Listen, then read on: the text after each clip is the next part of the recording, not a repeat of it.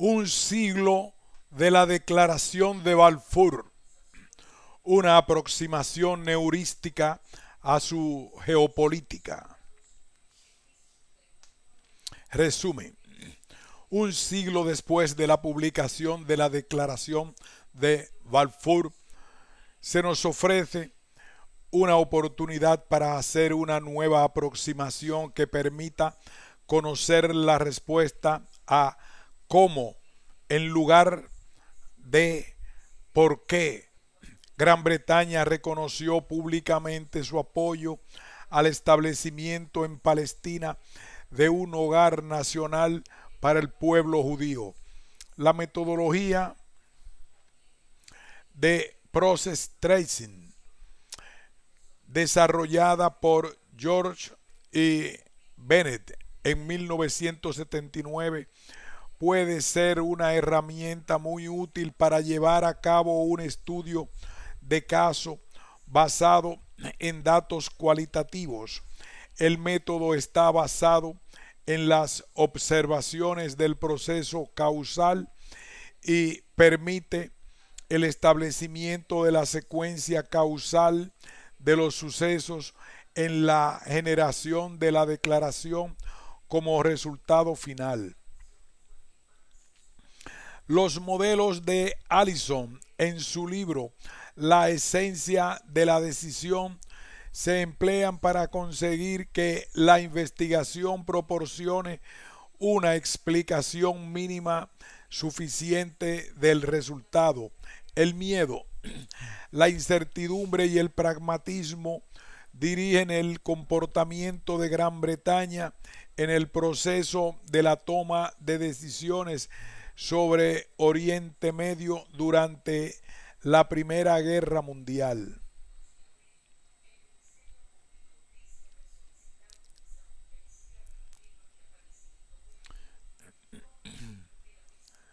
Introducción.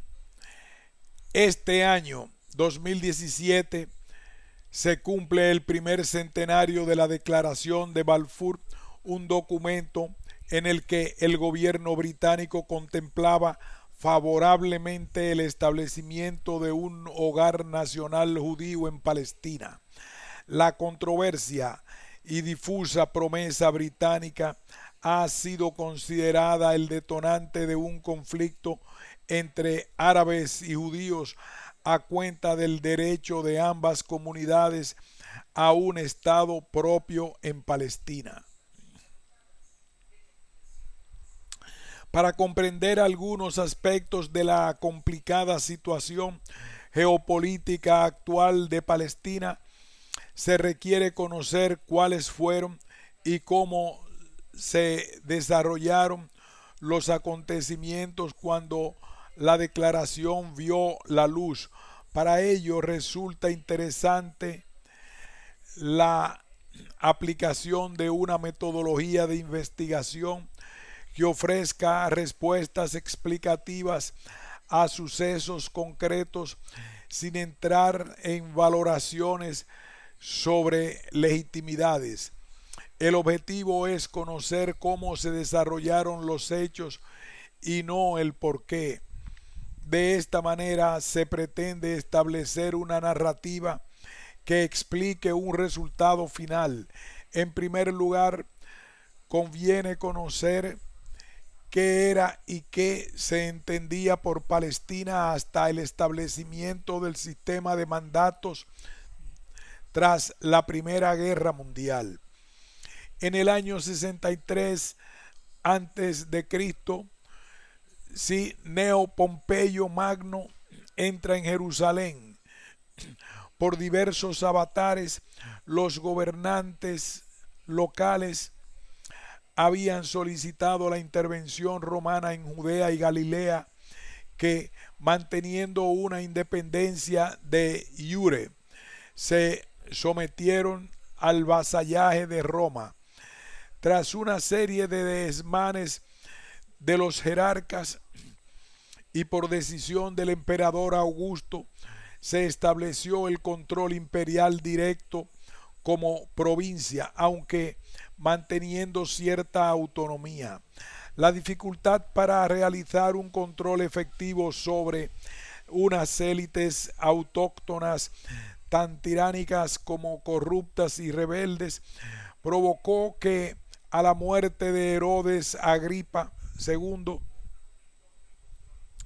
la provincia romana Laudeae fuera controlada política y administrativamente por Roma.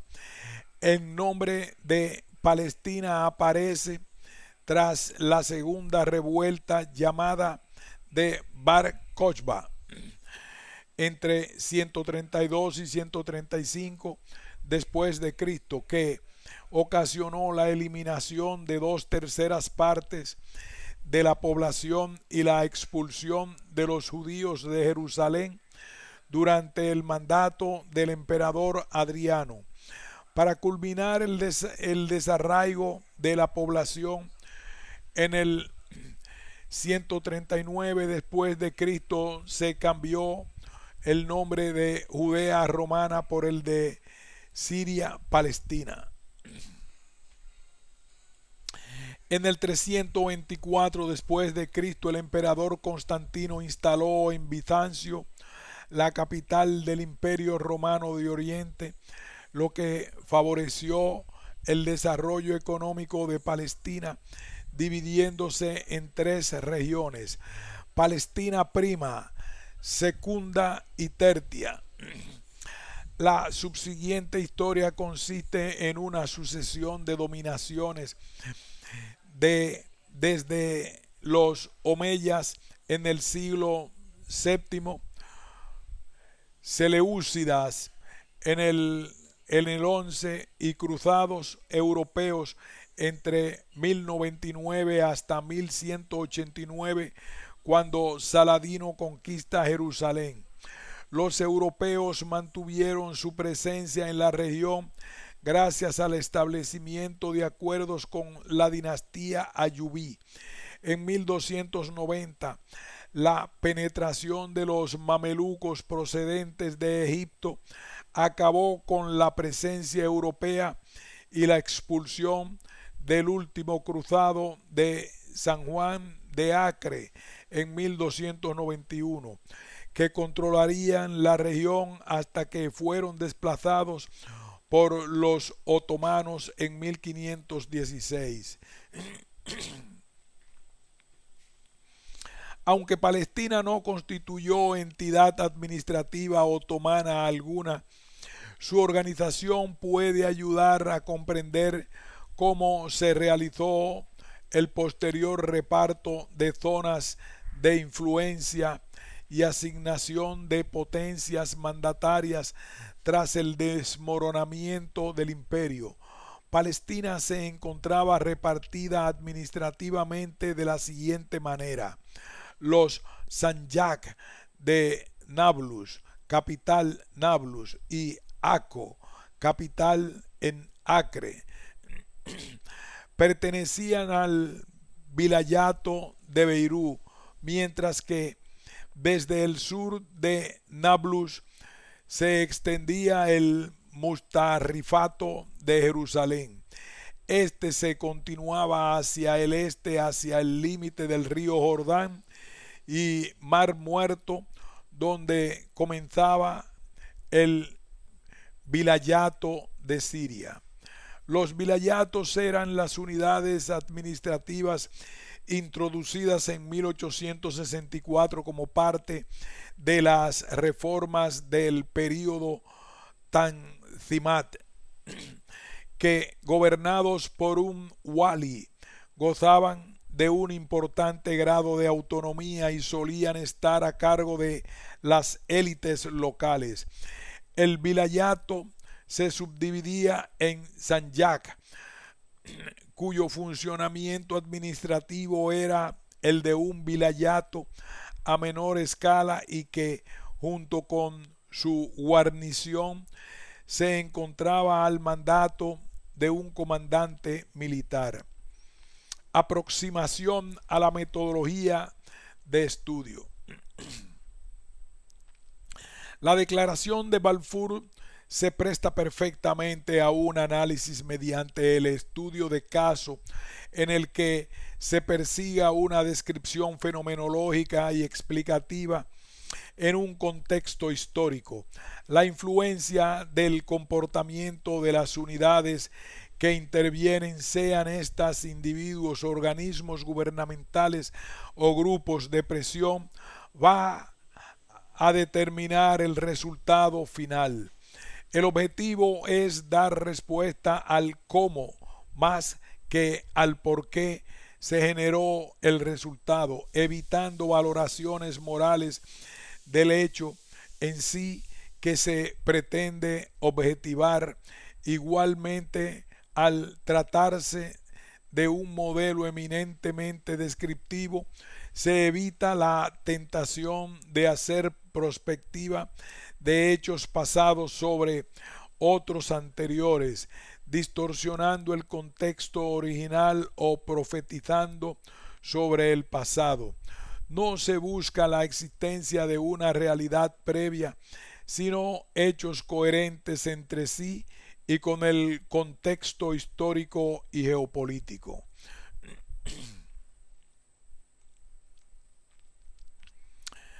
George y Bennett desarrollaron en 1979 una metodología descriptiva que permite la caracterización de los pasos de un proceso. Esta herramienta, denominada Process Tracing, permite la creación de una explicación mínimamente suficiente empleando una combinación ecléctica de mecanismos teóricos, sistemáticos y no sistemáticos para explicar el resultado de una consecuencia histórica a partir de la observación empírica. Así, y mediante su variante Explaining Outcome, se puede construir la secuencia de mecanismos causales cuyas variables explicativas permanecen crípticas, que generó el resultado político que constituye la declaración en sí misma, variable explicada. Para obtener una explicación mínimamente suficiente de cómo se llegó a la Declaración de Balfour, es necesario conocer el proceso que la generó como resultado, outcome, aplicando una metodología deductiva en el nivel teórico e inductiva en el empírico. Se pueden trazar los hechos e ir estableciendo los mecanismos causales responsables. Hay que tener en cuenta la intervención de las unidades y la secuencia temporal de los diferentes sucesos que son, en definitiva, las decisiones tomadas en un punto en dicha secuencia. El modelo en el que se basa este estudio es en una hibridación de los Graham-Allison sobre la toma de decisiones, del actor nacional en el que las posturas de Gran Bretaña, Francia y el movimiento sionista son unitarias y monolíticas que se mueven con un objetivo estratégico concreto. Son cajas negras cuyas empresas son la combinación de acciones perpetradas por unidades y o individualidades ubicadas en niveles jerárquicos inferiores, donde el miedo es una variable y constituye una disciplina racional, del comportamiento organizacional, de postura también unitaria. La toma de decisiones está condicionada por una serie de intereses de las múltiples partes que conformaban la ecléctica postura de Gran Bretaña. La acción es un producto organizacional suministrado por un corpus de organizaciones semifeudales con los líderes de la cúspide. De la política gubernamental o burocrático se trata de un juego de negociación entre las distintas posiciones jerárquicas donde cada jugador emplea su habilidad para la orientación política, circunscribiéndose a sus asuntos, generando decisiones, collage y meteduras de pata. Aplicación del método de process tracing a la declaración de Balfour. Se considera el resultado particular outcome de la generación de la declaración, visto como consecuencia final de un proceso. Para este desarrollo no se tienen en cuenta inicialmente los sucesos posteriores, tales como el Tratado de Sèvres 1920 o la Conferencia de San Remo 1920, y es que, eliminando la influencia de las consecuencias en el estudio del proceso causal, se evita la tentación de asignar carga teleológica al mismo. Así se reduce lo superficial en favor de la parsimonia de los argumentos, consiguiendo determinar las variables explicativas que inicialmente se desconocen. Las esencias de las decisiones, hibridación de los modelos de Allison. En el presente apartado se abordan cómo contribuyeron a la declaración las decisiones y la forma en que éstas fueron tomadas. De esta manera se puede, desde una perspectiva holística, conocer cómo fue el proceso generador y qué variables y cómo influyeron en él. Puede decirse que la declaración de Balfour comenzó a generar puede decirse que la declaración de Balfour comenzó a generarse como consecuencia de las muchas manos en las que se encontraban repartida la política británica sobre Palestina en 1917, algo que, tal y como expresó Sir Mark Sykes, generaba demasiadas presiones sobre Whitehall en muchas direcciones diferentes. Así pues, el modelo burocrático de la política gubernamental de Allison permite explicar gran parte de una escena en la que los burócratas inmediatamente subordinados a los gabinetes ministeriales jugaron un importante papel, aunque este ha sido poco conocido más allá de las esferas oficiales. La ecléctica postura británica está conformada por un conglomerado de individualidades personales y organizacionales cuyos intereses dirigen la configuración del resultado. Es un hecho que Sykes, consejero del Gabinete para Oriente Medio, había estado actuando sin dirección efectiva desde la muerte de su protector Lord Kitchener en 1916, quien le colocó como contrapeso al proarabismo de Sir Percy Cox, T. E. Lawrence y Gertrude Bell. Lo cierto es, al sustituto de Kitchener, Maurice Hankey, no le apasionaba la política de Oriente Medio, lo que mantenía al imaginativo y bien relacionado Sykes tan libre para actuar como poco informado sobre las intenciones del nuevo primer ministro Lloyd George.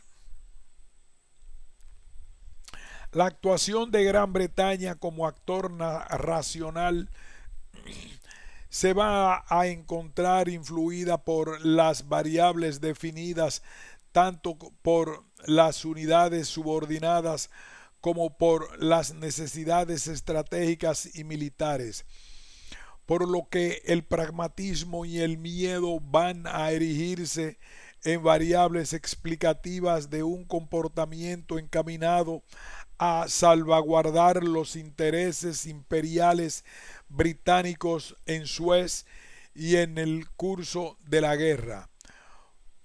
Fromkin también recoge la intención racional del Lloyd George de convertir la declaración de Balfour en castigo a la lealtad palestina hacia los otomanos. Eventos desencadenantes de la declaración de Balfour. La combinación de un conglomerado de mecanismos causales dominado por eventos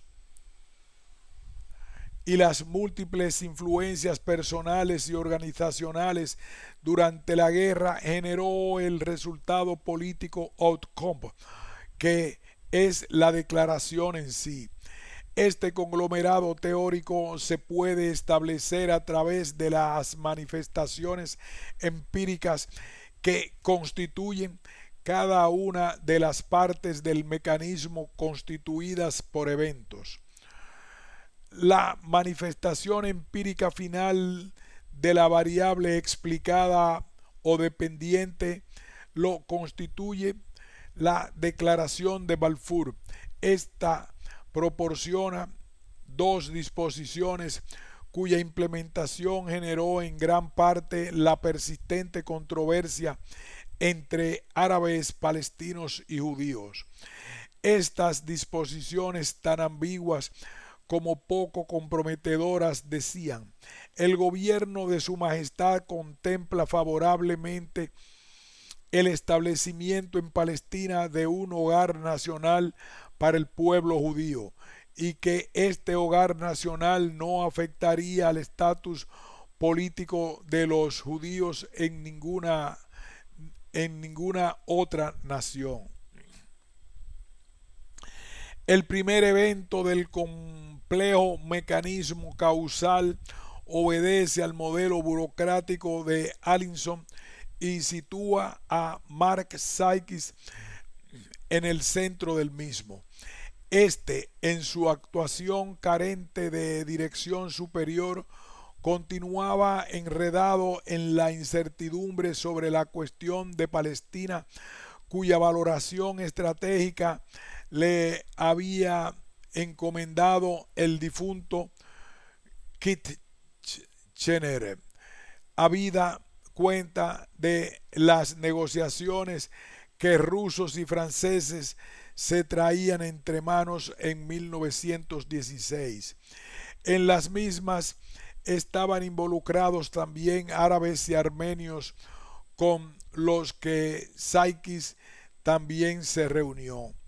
El miedo a la oposición judía jugaba un papel determinante, pues para los británicos la percepción de la influencia del movimiento sionista abarcaba mucho más que las 4 pequeñas estancias de Piccadilly Circus en las que se encontraba confinado a principios de 1917. En este ambiente en el que las acciones racionales estaban informadas por el miedo como variable, Sykes dialogaba con el empresario armenio James Malcolm sobre la posibilidad de establecer un estado armenio independiente en la región más oriental de la actual Turquía, con Rusia como potencia protectora, algo que será contemplado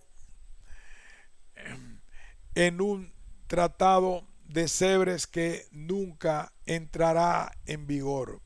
Sykes era consciente de la más que probable oposición judía como manifestación de los fuertes sentimientos antirrusos a cuenta de los pogromos sufridos desde finales del siglo XIX y principios del siglo XX, por lo que no iban a mostrarse favorables a esta forma de expansión de la Rusia zarista, sino que esta oposición se temía violenta. Así que solicitó a su amigo Malcolm que le facilitara la aproximación a los líderes sionistas para celebrar una entrevista con ellos y discutir sobre el asunto.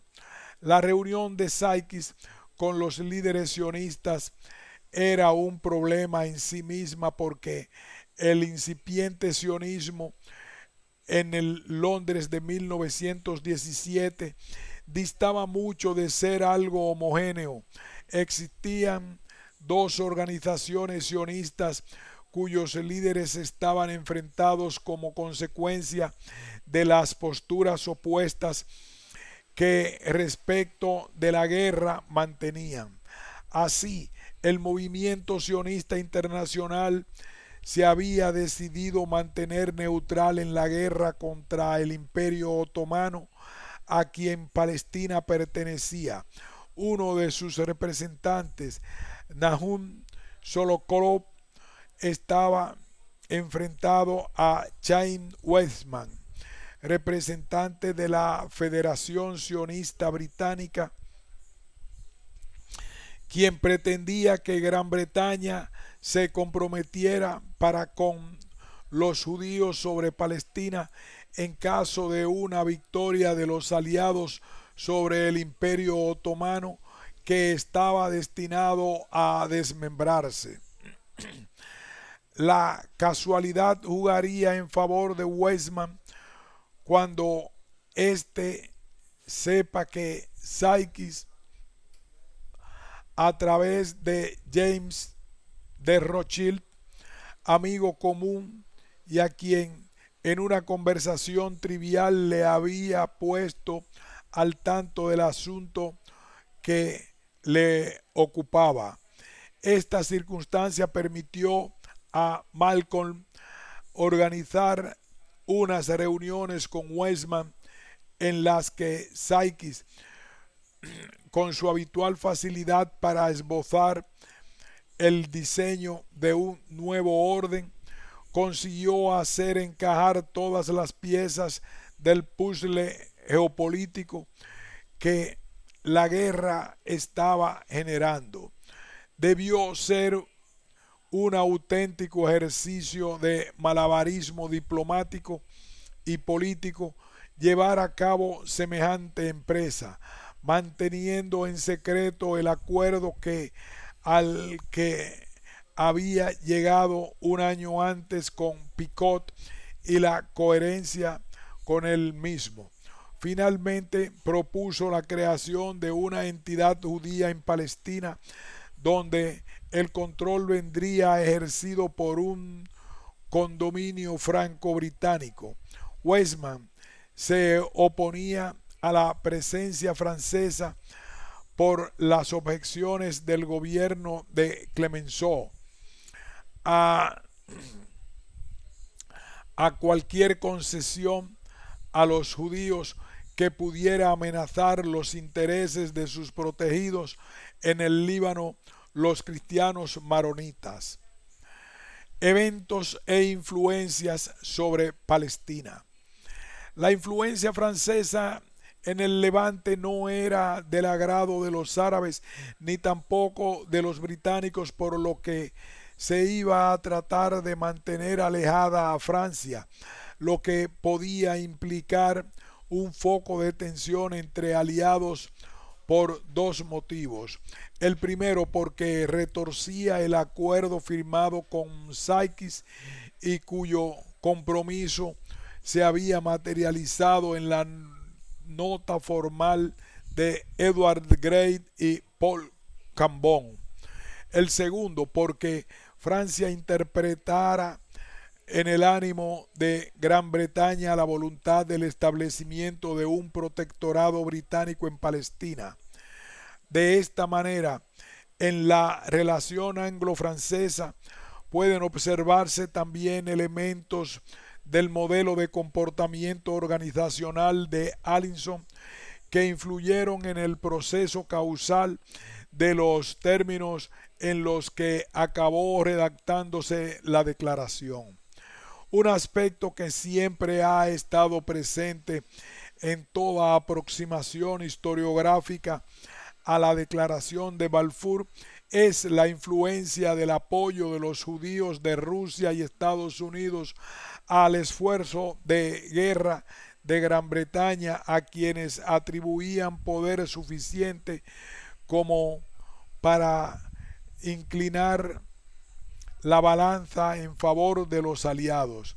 Así no creían también muchos burócratas británicos como Mark Sykes, por lo que razonablemente iban a perseguir el mantenimiento de Rusia en la contienda, esperanza puesta en las presiones de los judíos sobre San Petersburgo, algo que no sucedería a menos aún tras la revolución bolchevique de 1917.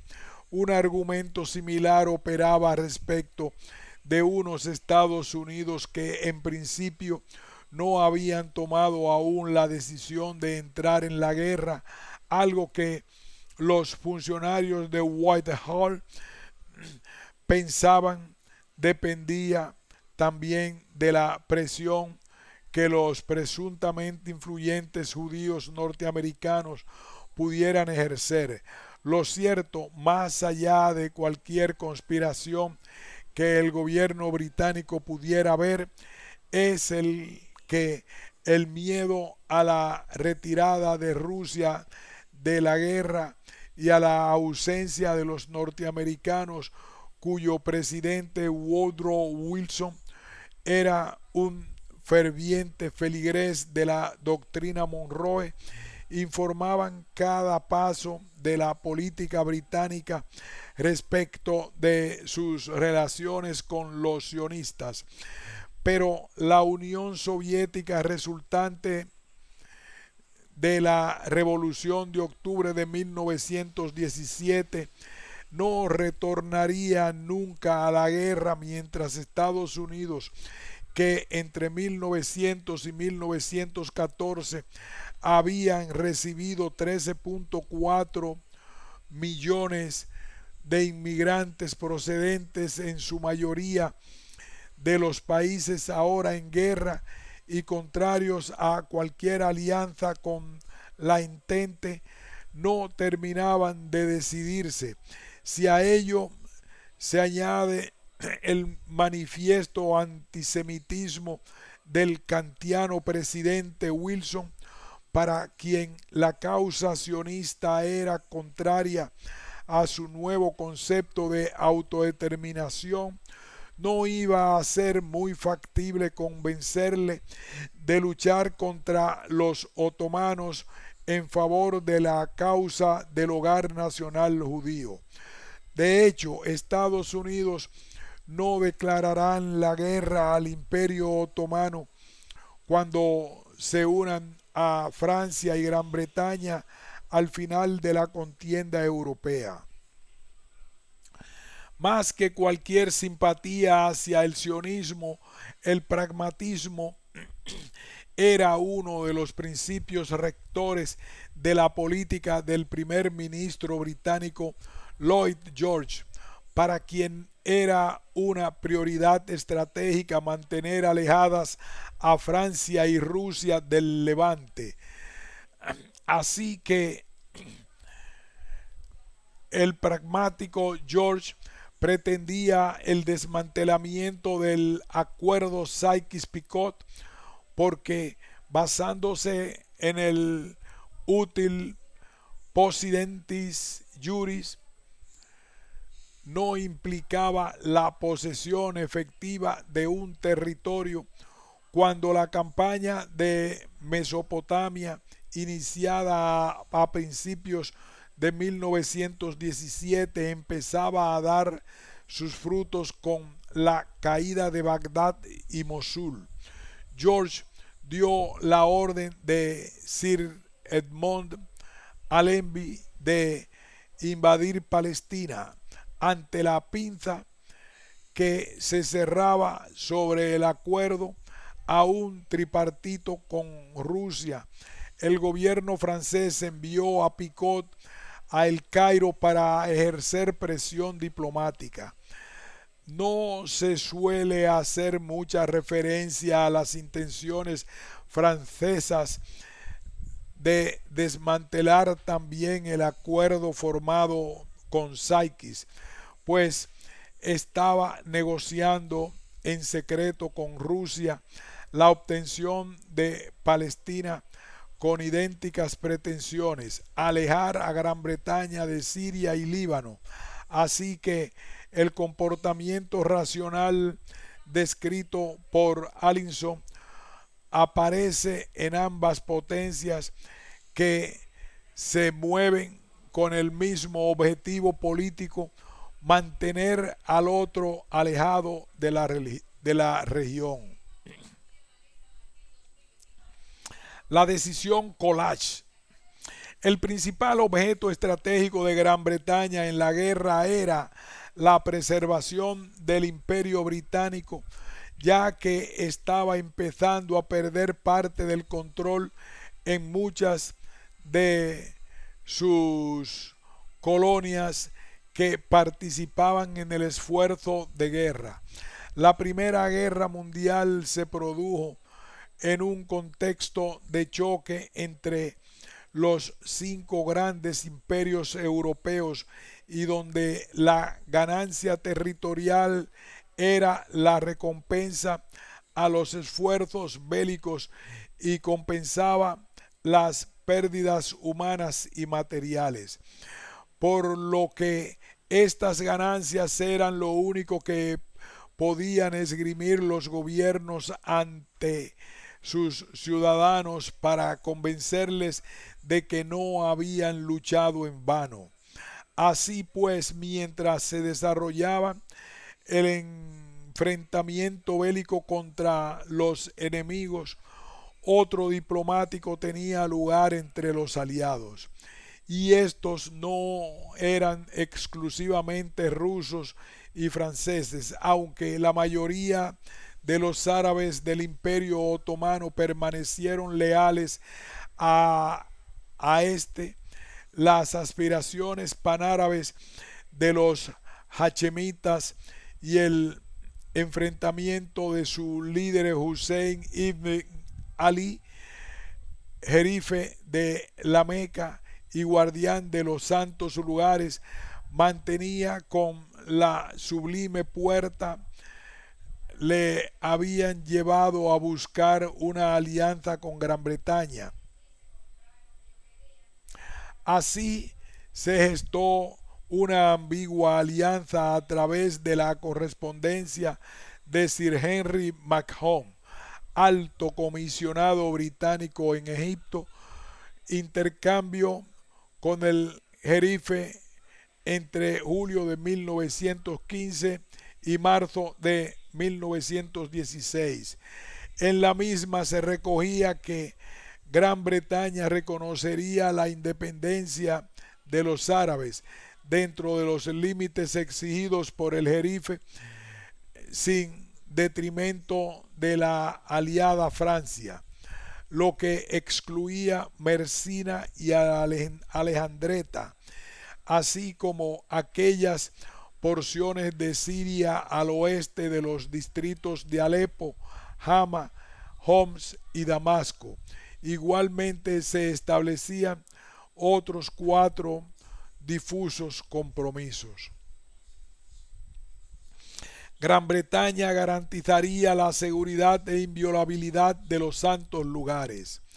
Igualmente proporcionaría asesoramiento y asistencia para el establecimiento de las formas de gobierno más adecuadas. Se entiende que los árabes han decidido buscar el consejo y orientación solo de Gran Bretaña, únicos en la construcción de la futura administración.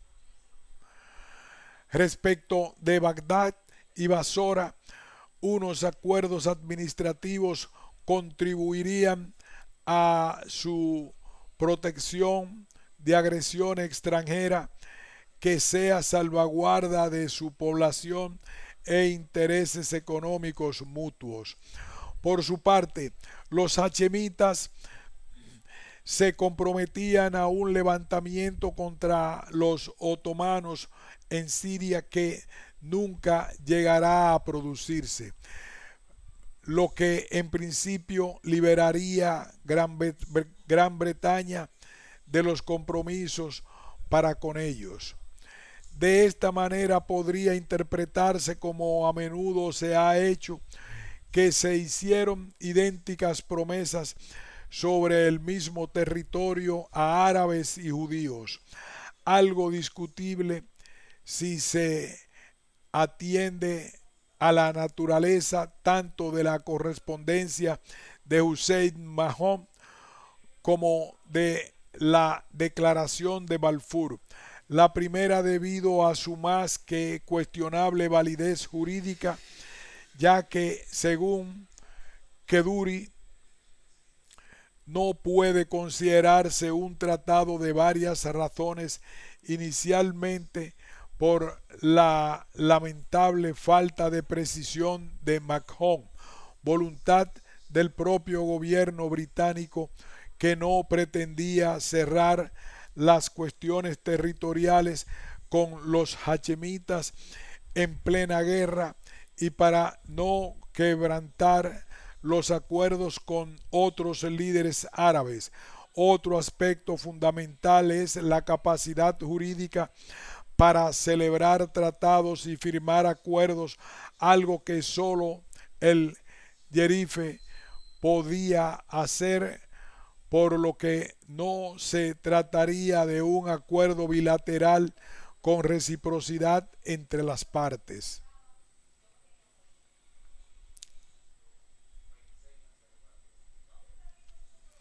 Por su parte, la declaración de Balfour no sería más que una ambigua promesa hecha en tiempo de guerra, de más que cuestionable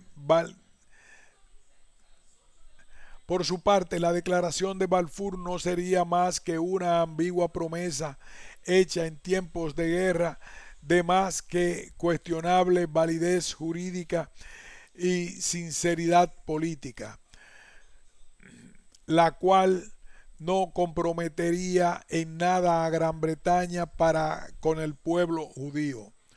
No obstante, en la primavera de 1917 la declaración aún no había tomado forma y era el posible conflicto de contenidos entre la correspondencia Hussein Mahón con acuerdo a Sykes-Picot, lo que preocupa tanto al gobierno británico. Para evitar la tempestad que podía acabar embrollando las relaciones entre árabes, franceses y británicos, en la reunión que mantuvo Sykes el 3 de abril con el primer ministro Lloyd George y el ministro de Exteriores Lord Carnot, propuso que una legión árabe compuesta por efectivos desertores del ejército otomano operaran junto a la fuerza irregular del Hiyaz, asesorada por Lawrence, tras las líneas turcas. Lloyd George ya tenía tomada una decisión sobre la invasión de Palestina y la exclusión de los franceses sobre la base que el útil post-sidentis juris le otorgaría. Para ello debía excluir también a los beduinos del Hiyaz, seguidores del jefe Hussein, por lo que advirtió a Sykes que se abstuviera de hacer promesas a los árabes, particularmente sobre Palestina. De esta manera evitaba que la participación de una escasa fuerza irregular de poco más de 3.000 hombres generara semejantes réditos estratégicos a los beduinos a la sombra de Gran Bretaña a cuenta del útil possidetis juris. Sykes partió a Egipto con esas escasas instrucciones y la idea de encajar tan escurridizo puzzle entre árabes y franceses. La variable miedo interviene tras la primera reunión de Sykes con los líderes árabes en el Cairo. La presencia francesa había puesto nerviosos a los líderes árabes de Al-Fatah y Al-Ahad en el Cairo, porque Sykes acordó con ellos y Picot una reunión para evitar que se desbarataran tantos esfuerzos bélicos y diplomáticos. Este miedo era la intrínseca tendencia secesionista de los árabes y el riesgo a que éstos acabaran eligiendo entre Francia y Gran Bretaña como potencia protectora y complicando la guerra tal y como lo comunicó Sykes en su telegrama del 30 de abril de 1917.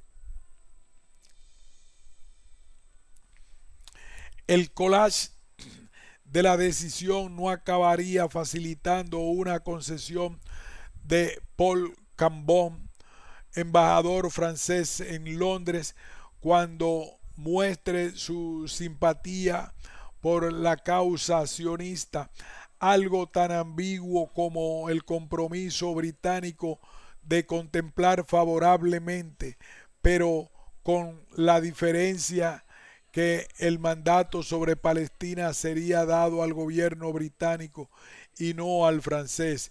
Con estos mimbres de consenso con Francia, Sykes llevó su propuesta de una entidad judía en Palestina a los líderes árabes en el Cairo y que queda reflejada en el siguiente fragmento del telegrama del 30 de abril de 1917.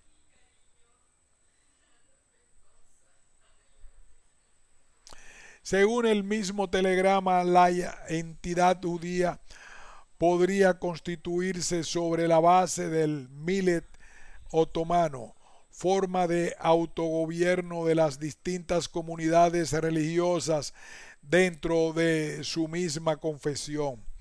En el sistema otomano de millets, dentro de cada comunidad regía su derecho propio, canónico, cristiano y ortodoxo y halajá judío, primando el otomano y la charía en caso de conflicto entre dos o con los turcos, algo que potenciaba las diferencias religiosas, económicas y culturales entre comunidades. El término turco millet procede del árabe milad, el cual significa nación, y que acabó en las mentes de los burócratas de Londres, cuya concepción westfaliana de la nación se incorporará posteriormente a la interpretación de la declaración. De esta manera y con el objeto de alejar veleidades francesas y rusas sobre el canal de Suez, se fueron redactando sucesivos borradores que se atenuaron y ganaron en ambigüedad hasta que el ministro de Exteriores británico Sir Arthur James Balfour remitió a Lord Lionel Walter Rothschild una declaración oficial del gobierno.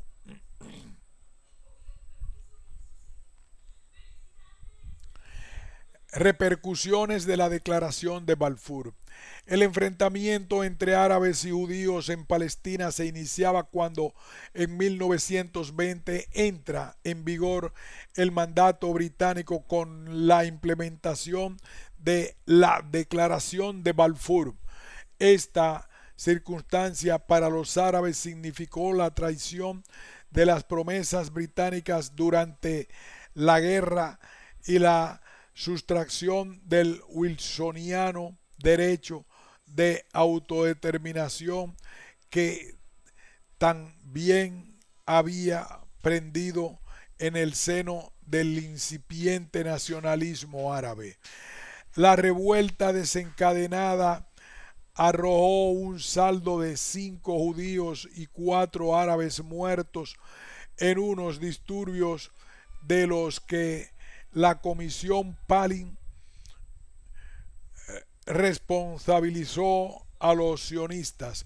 Estos, a través de Richard Mittenhagen, destacado sionista comisario político de Allenby, responsabilizó al ejército británico de iniciar los disturbios para desacreditar la capacidad política del sionismo. La constitución de grupos armados con la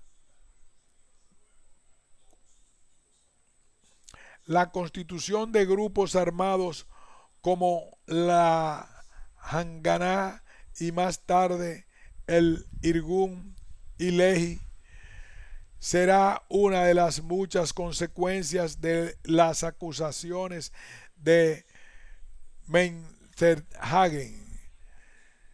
De esta manera, las autoridades del mandato se verán atrapadas y hostigadas entre dos colectivos que se sentían traicionados.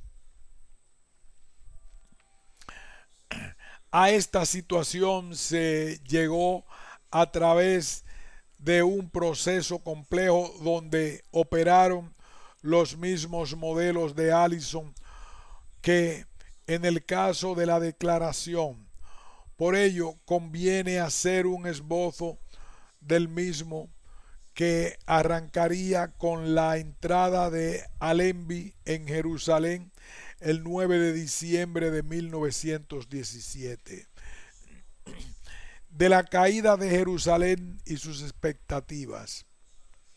Mientras me hallaba con él, llegó un aviso de Chitwood de que Jerusalén había caído y Allenby se preparó para hacer su entrada allí al estilo oficial que la imaginación de Mark Sykes había inventado. Fue lo bastante bueno, aunque yo nada había hecho por el éxito, como para que Clayton me llevara consigo aquel día como oficial de su estado mayor. Sus ayudantes me ataviaron con prendas sueltas de su guardarropa hasta que pude parecer un mayor del ejército británico. Dalmeny me dejó sus entorchados rojos, Evans su gota de latón, de modo que pude contar con todos los implementos de mi grado durante la ceremonia celebrada en la puerta de Jaffa, que fue para mí el momento supremo de la guerra. La principal preocupación para el gobierno británico tras la caída de Jerusalén era la reacción de los árabes y especialmente la de su circunstancial y ambicioso aliado, el jerife de la Meca. La caída de Jerusalén en poder de una fuerza militar cristiana por primera vez desde que fuera conquistada por Saladino en 1187, corría el riesgo de ser vista como una afrenta a las emociones de una comunidad que fundía y confundía política y sentimiento religioso.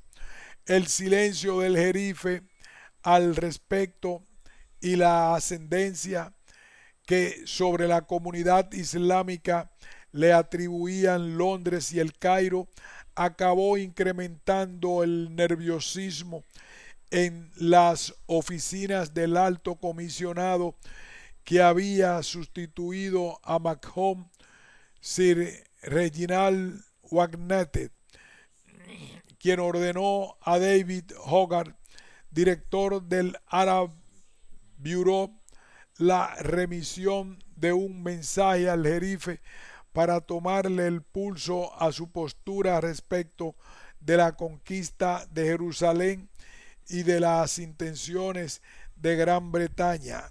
En dicho mensaje se le exponía la dificultad de lidiar con una región tan complicada como Palestina, tanto desde el punto de vista sociopolítico como religioso, debido a la existencia de unos santos lugares que lo eran para cristianos, árabes y judíos, más allá de los dominios otomanos. Se recomendó así la permanencia de los mismos bajo control internacional.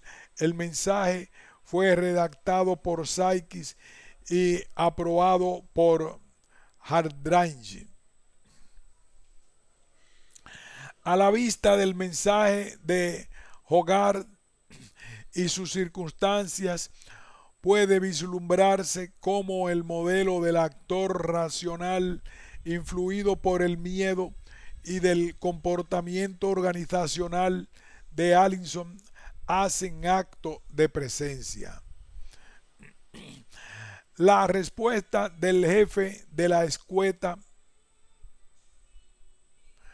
como sorprendente, más pendiente de la unidad de los árabes en favor de su causa, más panachemita que panárabe, para quien, según el propio Hogarth, no significaba nada más que un sinónimo de su propia majestad.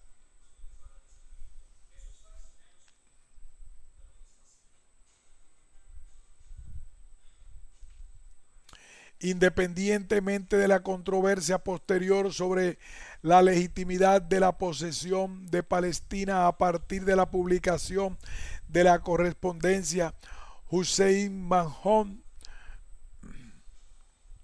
en 1918, no parecía que fuera a ser semejante fuente de conflicto entre árabes y judíos.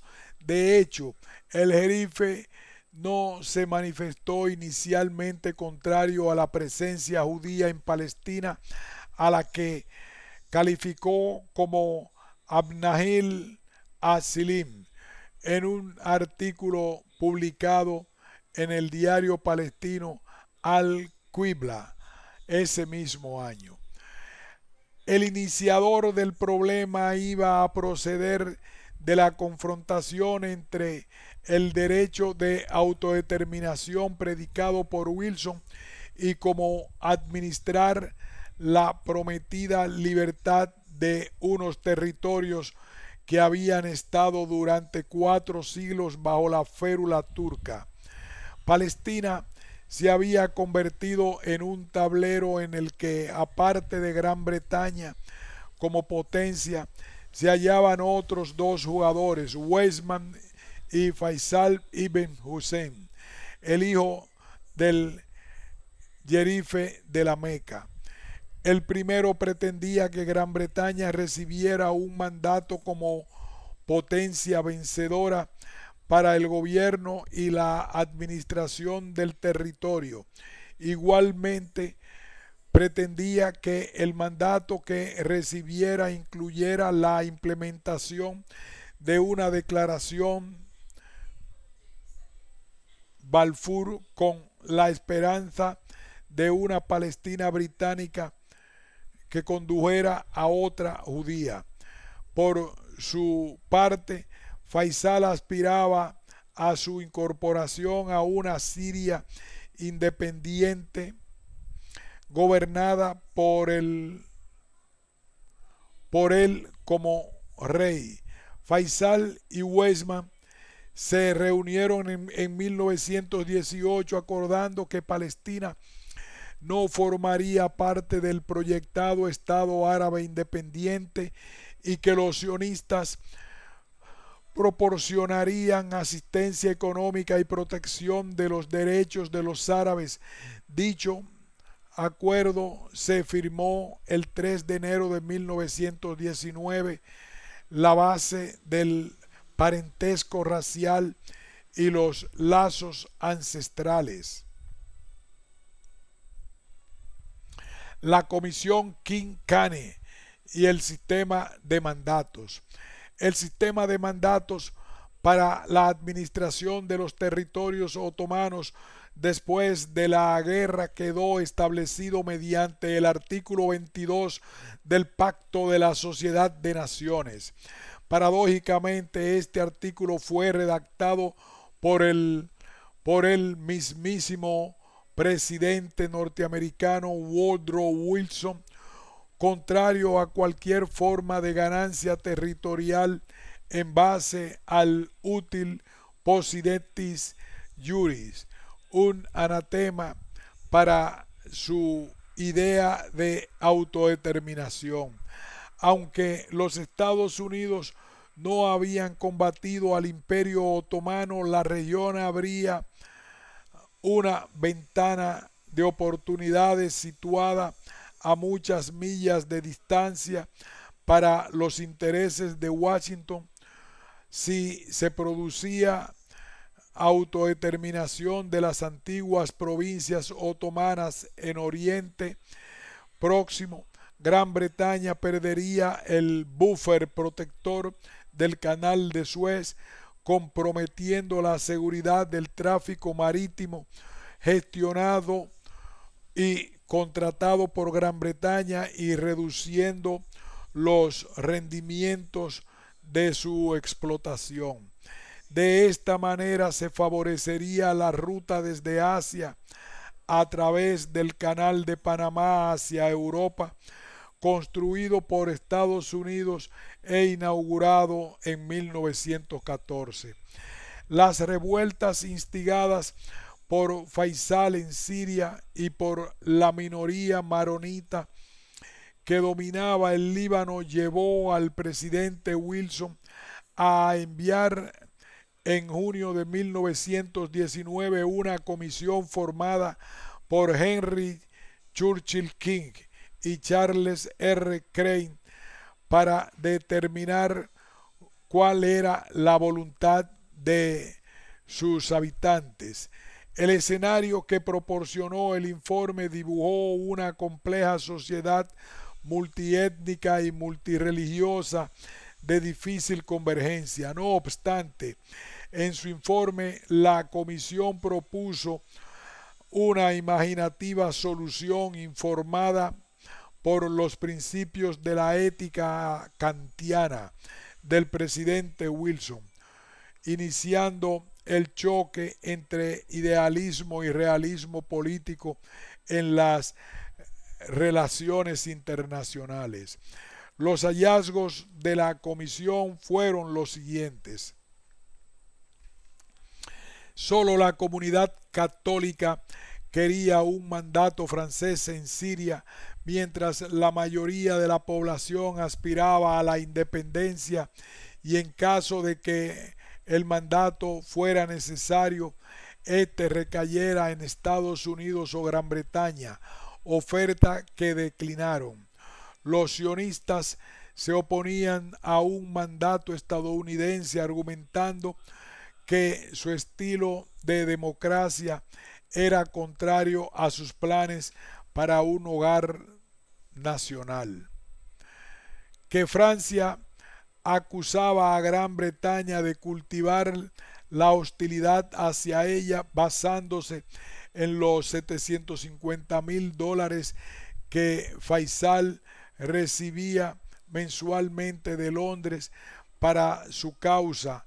4/5 de la población en Palestina eran musulmanes y favorables a su incorporación a una Siria independiente, suponiendo que un mandato francés favorecería a los cristianos. Los cristianos se encontraban repartidos entre los ortodoxos griegos que preferían un mandato británico por temor a que uno francés favoreciera los católicos y estos que eran favorables al francés precisamente por ello. Cristianos ortodoxos, griegos y musulmanes coincidían en su apoyo a Faisal como gobernante en Siria. En el mismo informe se recogían las siguientes recomendaciones. Concluyendo que Oriente Medio no estaba preparado para la independencia, se establecía un sistema de mandatos que tutelara el proceso de transición a la autodeterminación. La administración internacional sería como potencias mandatarias que no colonizadoras encaminadas a facilitar el autogobierno cuando las condiciones lo permitieran. Previene a dichas potencias de la pretensión de obtener beneficios de la asignación y la obligación de augurar la libertad religiosa. Se oponía al establecimiento de un Estado judío en Siria porque precisaría de una fuerza armada para su imposición. No obstante, y de acuerdo con el espíritu de la Declaración de Balfour respecto de los derechos de las comunidades no judías, no tendría por qué haber nada malo en la llegada de judíos a Palestina como ciudadanos sirios judíos.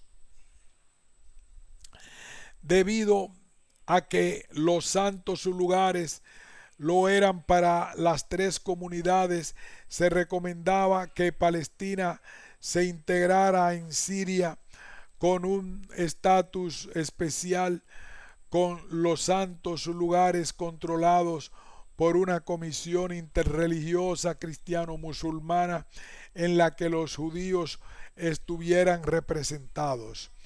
Que toda Siria fuera un único mandato ejercido por Estados Unidos.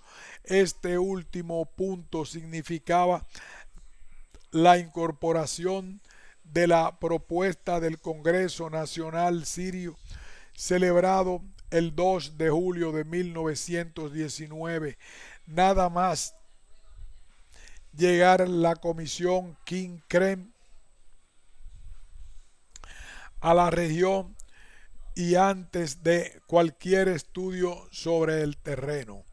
El informe fue remitido a finales de agosto de 1919, pero por diversas razones no se hizo público hasta 1922, cuando el Congreso de Estados Unidos no ratificó su adhesión a la Sociedad de Naciones. Del mandato británico y sus consecuencias.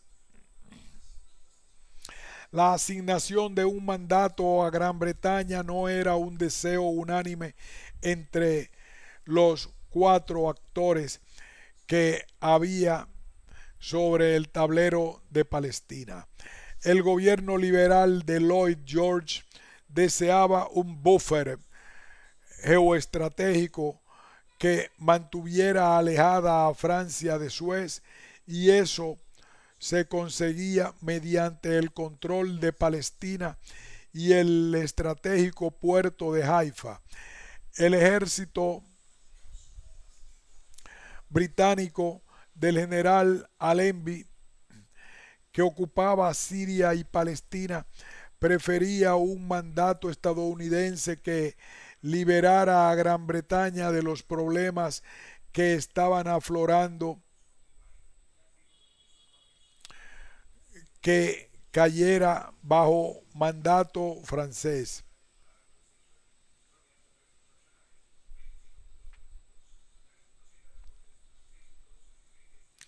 Los árabes pretendían que la presencia militar británica en Siria se mantuviera, evitando que cayera bajo el mandato francés. Por su parte, sionistas se negaban a cualquier separación de Transjordania de su idea de Palestina identificada con Eretz Israel. En la adquisición del mandato por parte de Gran Bretaña se observaban elementos del modelo de comportamiento organizacional y del gubernamental burocrático, pero a una escala mayor. La decisión última viene condicionada por los intereses de múltiples partes al mismo nivel que Gran Bretaña, Francia o Estados Unidos por un lado, y la negociación entre partes, jugadores de diferentes jerarquías, gobierno británico, ejército de ocupación, movimientos sionistas y árabes, dando lugar a la concesión del mandato y negociación entre partes, jugadores de diferentes jerarquías, gobierno británico, ejército de ocupación, movimientos sionistas y árabes, dando lugar a la concesión del mandato y sus condiciones. Las aspiraciones originarias del jerife Hussein desde, desde que este estalló la guerra consistían en hacerse con todo el Masrek otomano, tal y como expuso en la primera carta el Makhon. En la misma se pedía a Gran Bretaña el reconocimiento de la independencia de los países árabes en la región delimitada en el norte por Mersina y Adana, hasta el paralelo 37 y hasta llegar al límite con Persia, y desde ahí hasta el Golfo de Basora, y limitando en el sur con el Océano Índico, excepto la posición de Adén, que mantendría su estatus actual en el oeste con el Mar Rojo y el Mediterráneo hasta Mersina.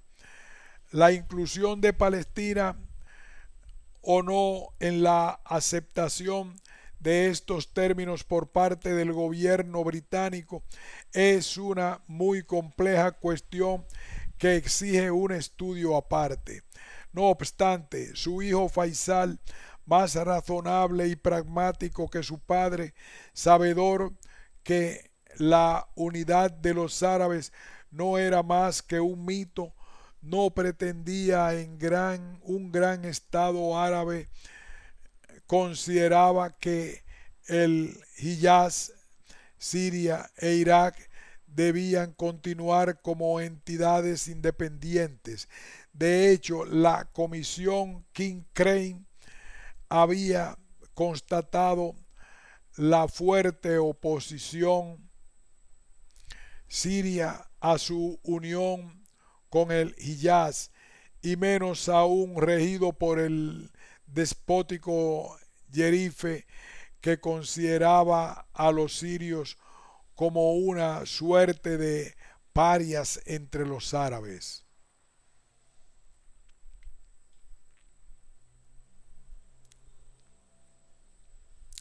La jugada de Faisal era, de acuerdo con el presidente Clemenceau, permitir el control francés de la actual costa siria y Líbano a cambio de la aceptación de un Estado árabe en el interior, intercambiando de esta forma territorio por ganancias personales.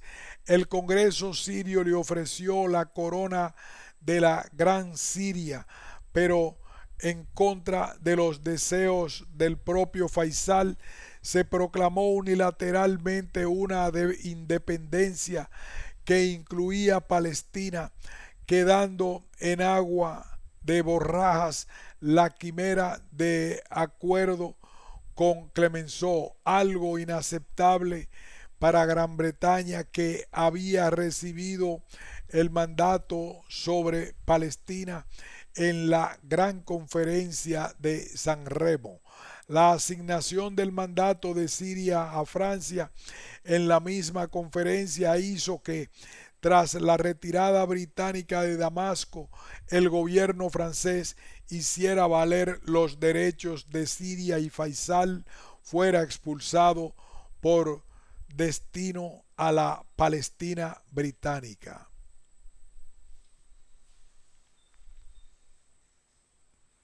La aceptación del Tratado de Sèvres por el Imperio Otomano implicaba su disolución y la renuncia de Turquía a la soberanía sobre gran parte de Oriente Medio. El tratado asignaba al mandato de Palestina a Gran Bretaña y en su artículo 95 la implementación de la Declaración de Balfour. Autores como Arnold Toynbee sostuvieron que la no entrada en su vigor del Tratado de Sèvres dejaba sin efecto dicha implementación. No obstante, la disolución irreversible del Imperio Otomano implicaba la desaparición de cualquier aspiración sobre la soberanía de Palestina, que quedaba bajo la administración mandataria de Gran Bretaña por la Conferencia de San Remo, que confirmaba el Tratado de Lausana de 1923. En virtud del artículo cuarto del mandato, se reconocía a la agencia judía para cooperar en el establecimiento del hogar nacional judío y la protección de los intereses de la población judía palestina, todo ello sobre la base de la Declaración de Balfour. Conclusiones. La metodología del Process Tracing resulta adecuada para el estudio del proceso causal que dio lugar a la Declaración de Balfour por las siguientes razones. Los datos relevantes se encuentran fraccionados en un conjunto de eventos relevantes. Reduce las correlaciones falaces como consecuencia de la demanda del investigador de la existencia de un proceso causal ininterrumpido entre causas hipotéticas y resultados observados. Tiene en cuenta el comportamiento individual y organizacional, las interacciones, así como comportamientos preventivos y expectantes. Los modelos de decisión de Allinson permiten explicar cómo Gran Bretaña, Francia y el movimiento sionista se incomportan de manera racional para conseguir sus objetivos. En el caso de Gran Bretaña y Francia, mantener al otro alejado de los intereses estratégicos en la región, mientras que el movimiento sionista pretende una ganancia neta en base a un poder atribuido. Gran Bretaña, dominada por el eclecticismo, trataba de armonizar las acciones de las unidades subordinadas de funcionamiento semiautónomo, de la negación entre las anteriores unidades condicionadas por el miedo a la incertidumbre, se generó la decisión final buscando la convergencia de la mayor cantidad de ventajas estratégicas. Respecto a la declaración de Balfour, las conclusiones que se derivan serían las siguientes. El objetivo fundamental del gobierno británico era asegurar su hegemonía en Oriente Medio mediante el control efectivo de las comunicaciones, especialmente del Canal de Suez. El gobierno británico se movía por pragmatismo geopolítico más que por simpatías hacia el pueblo judío.